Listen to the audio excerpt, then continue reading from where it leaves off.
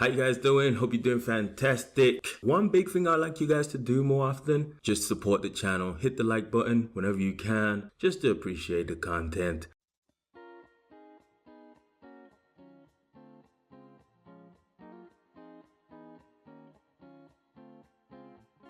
Alright, so today we're going to be working on this design. So yeah, and I like these roundings that they do. Yeah, they got nice roundings and stuff like that. They got nice little buttons as well. Yeah, so it's all going good in there, you know. So to start off this project, as you know, always, we're going to have to sort of like work out this into the design. So let's go to Dreamweaver. As you can tell, we're in Photoshop 2020. We're in Photoshop, that's the version I have. So we're in Photoshop, and that's where the design is. So most people ask me so many questions, you know, this design business, how do you do it? Maybe one day I will come and do a design for maybe this email, how they did it, or another email. But designs really are sort of like, if you're a developer, you don't have to really know design. You just have to be able to take the design and translate it into code. Code obviously that works in different email clients, right? It's like iPhones, your Outlooks, your Gmail, your Yahoos, and everything like that. You want, you know, everything to render properly, desktop, mobile, you know. So having said all of that, I mean, when you're creating these sections as well, you have to understand it's two layouts. So basically, it's the layout left and right. So the layout left and right, basically you have to think about it on mobile. This image you'd want it to stack on top, and then this copy would stack under, yeah? So that it just maintains that kind of visual appeal, which is good. Otherwise, if you don't do that, what's gonna happen is this is gonna squish in, and then when it squishes in, the content is squished in and it doesn't really read very nicely on mobile and stuff. So, you know, people don't really get the best experience. So that's why you kind of want to stack your stuff, right? Similar to these sections. So I mean, it's pretty much an easy email, because once you create one module, you're probably just going to replicate it, you know, stuff like that. So yeah, yeah, and I got this bit here, which is just an image, obviously with a thumbnail to say, if you click here, probably it takes you to like their YouTube page. And then obviously these are just like their links to their app store thingies, and you know, where you can download the stuff, and just social media buttons at the bottom there. Very nice. I like the social media buttons as well. Yeah, very clean, nice, just one pixel rounding. But obviously these are images, so yeah. So having said all of that, I've realized this is gonna be pretty much long. I can't really just do this in one go. So what I'm going to do is I am going to break it down, right?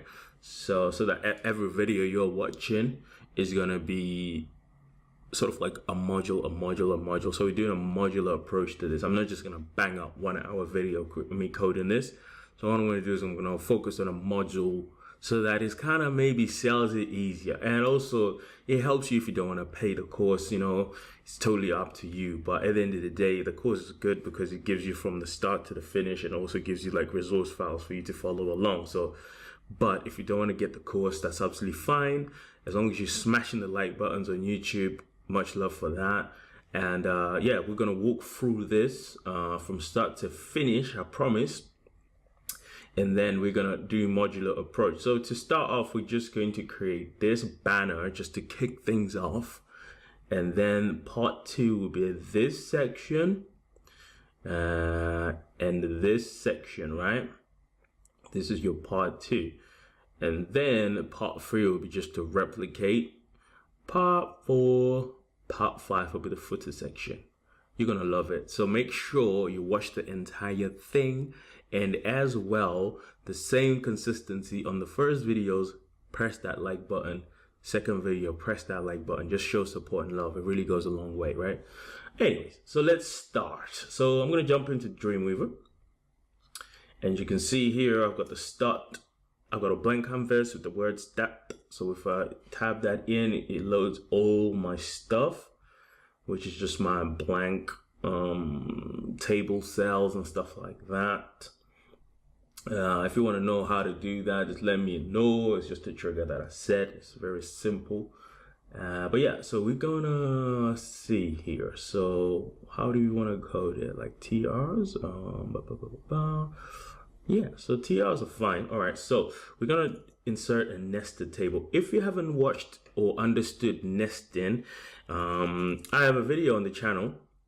If you check the comments in that on that video, basically everyone is saying, "Oh, thanks," because on YouTube, actually, nobody's really explaining it like this, you know, as clear as this. So I did try to do a good job, because what happened is somebody actually emailed me, and they were asking like, "Oh, how do you actually, you know, what's the point? Why do we nest?" So instead of like replying into the email, you know, just texting and typing, I decided to do a video, and then that video actually ended up helping other people. So that's how we roll, guys. That's how we roll. We help people. I always ask you to guess what drink I'm having. Let me take a sip. All right, cool. If you can guess what drink that is, I'll give you free access to the course 100%. So we got a table here. Okay, we've nested a table. We've allowed the table to be centered. Okay, so any content that we put into here is going to be centered, right? So yes, pretty much the basics. We've gone over them like a million times, and you know, I've broken it down so many times as well in the course, so that you guys really get it, like why it's important to do that. Also, like people say, "Oh, I don't have Dreamweaver," you know, there's this and that. But if you got access to Dreamweaver, look at this. It gives you hintings. Like you see these red bits, they tell you something is missing.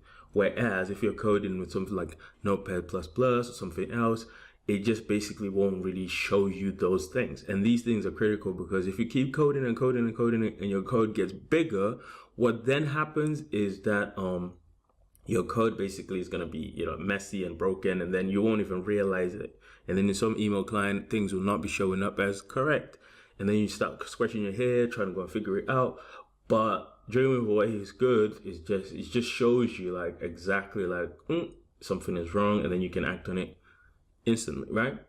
So we are going to finish this part here, and then the red is going to disappear because these are tags that are not closed. So if I was to close it, like probably something like that, maybe just one like that, you see the red goes away because the comment was supposed to sit in the middle here. So I can say start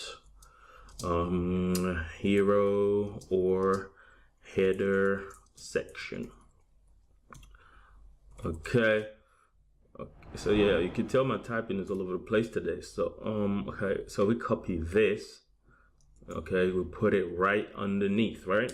So people ask so many questions like, why do that? Like, why are you putting all this stuff? Okay, this stuff helps you in the future because you know your hero is only starting in here. Anything under that, that's not part of it. So if you want to correct your hero, you want to target your hero, you want to, you know, do anything to the hero, you just navigate to your comments. Or most importantly, if somebody was to pick up your code, right, they would actually know that this is the hero section. So imagine you have, let me go to Photoshop quick. You've coded so much, and now you have this section, that section. So if I was to put like comments here to say, this section starts here, this section starts here, somebody knows to go directly to this because it's now being put in the comments. So that's why comments are important. But if it's just you basically coding it, you don't need to, you know, tell yourself what stuff is, you can take them out, you know. That being said, we are going to put an image tag in here, and I'm going to paste, and that's not what I want to paste. So I have to go back, copy the image address, which is off screen. I paste it in there, and then let me put it on live. So this is one of the instances where you're like, whoa, okay, this is totally broken, right? If you're an email developer, like, what happened? Why did it just blow out like this? Why is it so massive, right? So if I go back to Photoshop, you can see that the image is just like that. Whereas in the actual design, it's pushing out everywhere. So what happens is normally the designers will, on request, you have to request things to be 2 times the size so that it's retina, it's sharp, it's crystal, it's not blurry when you open it on mobile, right? So that's why you ask for things that are double the size. Okay, I'm gonna go back to Dreamweaver quickly. And then this is beautiful because, you know, with your CSS or your image properties within like the actual image tag, you can control and constrain that image to be the right size. So here, for example, I can say the container for the table is 600, right? So the image itself has got to be 600. So I'll come here, put a width equals 600. See how it's snapped? That's the right size that we want, because that is starting to look perfect for us. This is why, you know, don't panic, don't trip, don't do anything crazy. You know, like simple fixes, just know why things are happening, and that helps you a long way on your journey as an email developer, because it happens in the beginning, you see things, you know, and then you'll be like, oh, why is that happening? But obviously, the more you're doing it, the more you encounter these little things, then you become more effective. Whilst we're still here, if we were to go on mobile, you'd see that this image is not responsive. Most people would code, see, this is not responsive. Look how the twos are getting shrink covered and everything. So that's not responsive. So when I code, as you already know on the channel, I do it as I go. Same concept. If I'm in the kitchen and I'm cooking, I clean as I go. So by the time I'm finished cooking, the kitchen is very clean. So yeah, we just do the thing as we go. I'll make this responsive quickly by putting a class here. So yeah, you see, now it's more fluid, because on mobile, depending on how your screen size is, like your iPhone or whatever, you want it to be fluid to your screen width so that things are just working properly. All right, so the next thing you may want to do, oh, the alt tag is already here. You might put an alt tag here. Alt tags are good because when the image is not displayed, guess what? The alt text is going to be displayed. So you might actually give a more descriptive thing here to say the latest, you know, this and that, so that people will be like, oh, okay, what's this image that's not loaded? And they'll be needing to click to load the image. You know, like some email clients say, click to reveal images, or images are blocked by default, click here to reveal them, all that kind of stuff. Yeah, so that's why you put alt tags, just kind of like a hint before things are showing, so that people can actually feel like, oh, okay, I have to, you know, check this out. The one thing we're gonna do is put a style tag. Okay, I could put something here like height, auto, and I could put something like display, block, border none. Okay, say if it's a link, it doesn't show the blue outline. Okay. And then obviously display block just makes it push everything like left and right, which it will do anyway by default. And then height auto, because we don't have a height specified, we only have a width. It's just gonna do its thing and just calculate the height in the background. But if you know the height, you can specify it here. I'm pretty sure Dreamweaver is good at that. All right, let's see, 600. 600 tab. Right, okay, so you can see now it's calculated a height for us here, which means I can take out the height auto, but it's still fine. And then on mobile, it will still be responsive and stuff like that. It's calculating the height, you know. So as for the first part, I think we nailed it. Let's go back to Photoshop. I mean, there you go. There you go. So that's the first part. Make sure you hit a like button on this video. Actually, when I see the likes going up, the next part is coming, because the next part is pretty hot, Look at this. This is nice. So what we're going to do, because we'll be having Photoshop, we can color pick and say, oh, that's the color they use for the background. And then we'll come here. You see this? This rounding. Like, oh, okay. How do they do that? Okay. How do they do that? Okay. So we're going to do that. Here you can see how they got like small text here, and then they got a bigger size text here, and then some sort of grayish text going on down here. So we're gonna have to do that as well. And then this is just a PNG image because it's transparent and it's just blending with that background color that we already established, whatever the numbers were. So yeah, make sure you hit the like button on this video. Push the likes up, you know, don't be stingy, just click it, you know, right? And then once I see the likes going up, we start dropping it like it's how we go to part 2. We're gonna finish this whole email, yeah? So I hope you're having a wonderful day, a wonderful week, and a wonderful 2023 so far. And if you're watching it in the future, well, shout out to you. Welcome to the channel. So, but yeah, thanks so much, guys. We shall carry on with the next parts. shortly. So make sure you keep an eye out for that, and make sure you also subscribe, because that's the easiest way for you to know when this stuff gets dropped.